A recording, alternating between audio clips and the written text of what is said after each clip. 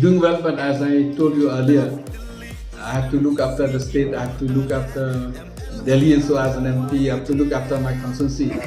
So I'm also have to run here and there. So it's very challenging for me also.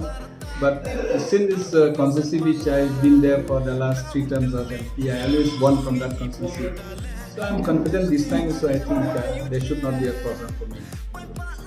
Do you consider yourself as chief minister in case of the party elections? So every politician, there's no denying the fact that every politician who become a MDC, he always wants to be EM or a CM. Every MLA will always want to be a minister or any leader. So I don't consider myself as a chief minister candidate because the Congress we don't have the system of minister advance.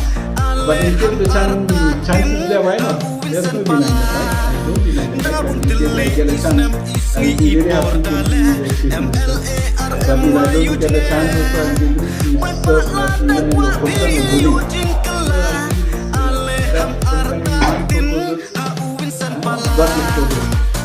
So, but we are trying to work hard, not only for me, but for when you are being elected from the Congress. So for 5 years, you will be for expulsion, then there's a system